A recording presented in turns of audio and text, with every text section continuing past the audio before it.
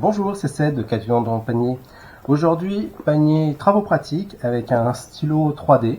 Donc grosso modo, un stylo 3D, c'est un peu le mix entre l'imprimante 3D et le pistolet à colle, comme ceci, pour faire des activités manuelles, plutôt avec les enfants. Voilà. Donc, on reçoit dans une boîte cartonnée, existe en plusieurs coloris, blanc, jaune, rouge, bleu. Donc sur la boîte, il n'y a pas tellement d'autres infos particulières. Voilà comment il se positionne. Il va y avoir un petit support, je vais montrer. Donc la boîte est aimantée. On l'ouvre. On a donc le stylo qu'on verra tout à l'heure plus en détail. On montrera exactement comment il fonctionne. On retrouve à l'intérieur de la boîte donc 3 échantillons de PLA de fil de différents coloris pour faire nos premiers essais. On retrouve le fameux support dont je vous parlais pour positionner le stylo la tête en bas.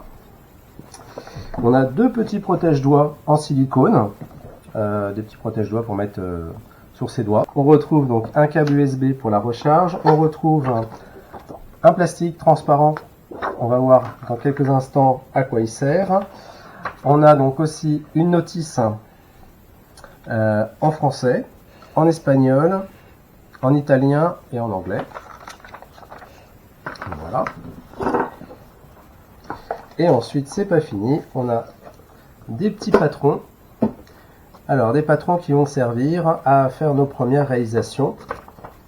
Donc, par exemple, pour réaliser une tour Eiffel, réaliser des papillons, une guitare. Voilà, différents modèles de fruits, d'ananas, de pastèques, de fraises, d'idées qu'on peut faire. Vous allez voir comment. Et on a même une deuxième plaquette de patrons avec un Bob l'éponge, un Peppa Pig, un petit vélo, un petit lit, une petite chaise pour poupée, je sais pas exactement, c'est ça, un petit banc, pardon, pour les maisons de poupées. Voilà, des petites idées déjà pour démarrer. Et on va voir ça plus en détail dans un instant. Donc je vais vous présenter donc comment le stylo fonctionne.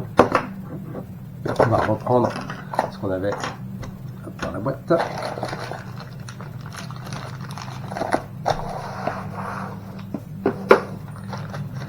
Donc pour allumer le stylo, il faut donc qu'il soit alimenté.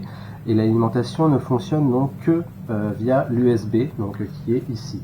Donc on vous a fourni donc un câble USB d'1 mètre. Alors, ne comptez pas l'alimenter avec une batterie externe, ça ne fonctionnera pas. Il faut vraiment une alimentation de 5 volts, donc c'est un peu dommage. C'est-à-dire que là, tel qu'on vous le vend, il faut le brancher sur un ordinateur fixe ou portable, peu importe. Là, il fonctionnera. Sinon, l'autre solution, c'est un adaptateur secteur, ce qui est un peu dommage, c'est qu'il n'est pas fourni. J'aurais trouvé ça assez pratique. Voilà. Donc là, je vais prendre un câble un peu plus grand parce que effectivement, moi j'ai besoin d'avoir un peu plus. Donc c'est voilà. Donc une fois allumé, vous avez un voyant orange qui va s'allumer. J'espère que vous voyez bien la caméra. Et il y a marqué PLA. Donc vous avez 2 types de plastique qui peuvent être utilisés pour les stylos 3D, c'est le PLA et l'ABS. Il en existe quelques autres, plutôt plus exotiques, plus rares. Donc les 2 plus courants, c'est le PLA et l'ABS. Donc les fils qui sont à utiliser sont des fils de diamètre 1,75 mm, c'est ceux qu'on trouve le plus couramment. Donc là, à l'allumage, il vous demande quel type de plastique vous l'utilisez, soit du PLA, soit si j'appuie sur le bouton ici, de l'ABS. Dans la boîte n'est fourni que du PLA, donc on va sélectionner le PLA en validant avec le bouton ici. À ce moment-là, il commence, vous voyez, il y a un petit compteur, j'espère que ça se verra à l'écran. Donc il y a un petit compteur qui commence à tourner. En fait, c'est la température, il est en train de chauffer. Le PLA, on peut commencer à l'utiliser à 175 degrés. Donc là, il est en train de monter. Voilà, je suis à 60. Donc à la première utilisation, c'est relativement, enfin pas long, mais il faut attendre 2 minutes pour le mettre en marche. Tant que le voyant ici est rouge, c'est qu'il est en train de chauffer. Quand le voyant sera vert, c'est qu'il aura atteint la température d'utilisation, on pourra commencer à s'en servir. Juste avant qu'il monte, il me demandait la vitesse. Donc avec ce bouton, on va sélectionner la vitesse à laquelle on veut qu'il débite du fil. Donc à 5.3, voilà ici, 5.3 c'est le plus rapide, 5.2, 5.1 ça va être la vitesse la plus lente, et on sélectionne avec le bouton ici. Donc on appuie ici pour sélectionner la vitesse, je vais me mettre au-dessus, voilà 5.1. Je vous conseille de commencer avec la vitesse la plus lente, parce qu'effectivement vous allez voir, voilà, vous voyez, il commence déjà à me sortir un petit peu de, voilà, le voyant est passé au vert, on a déjà un petit résidu de plastique ici, donc vous avez les deux embouts silicone, voilà, comme ça, vous avez les deux embouts silicone pour mettre au bout du pouce et de l'index, afin de nettoyer ce genre de petits résidus avec vos doigts, sans vous brûler, puisque ici la buse donc est en céramique, elle est non interchangeable. Il faut de temps en temps, vous voyez, à la première utilisation, vous aurez des petits résidus transparents, des petits résidus de plastique comme ceci qui vont sortir. Ça refroidit très rapidement.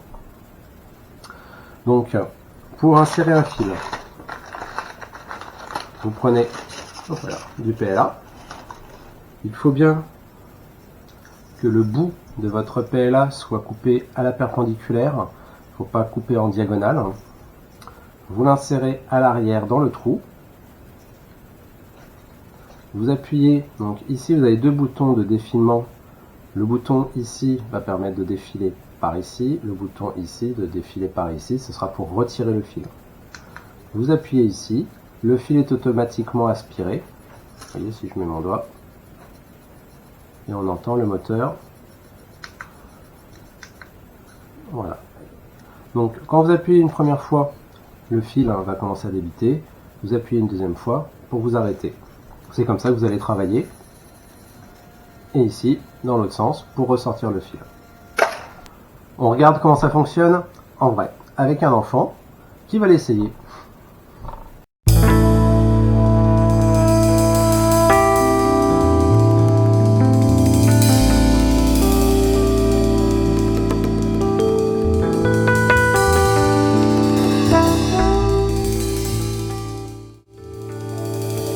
Donc voilà quelques réalisations qu'on a réalisées. C'est nos premiers essais avec ce stylo.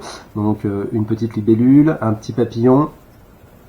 C'est très facile d'accès, quel que soit l'enfant. Alors il faut qu'il soit sous surveillance parce qu'on ne va pas oublier que ici ça peut être quand même relativement chaud. Donc il ne faut pas qu'il aille mettre ses doigts dessus. Une fois que c'est enregistré, ils le font très bien. Et voilà, et vous voyez, on a pris la main tout de suite, et je pense qu'on va progresser et faire de plus belles choses par la suite. Voilà, donc je vous mettrai le lien du produit dans le descriptif, et puis comme d'habitude, je vous remercie pour avoir regardé cette vidéo. Au revoir.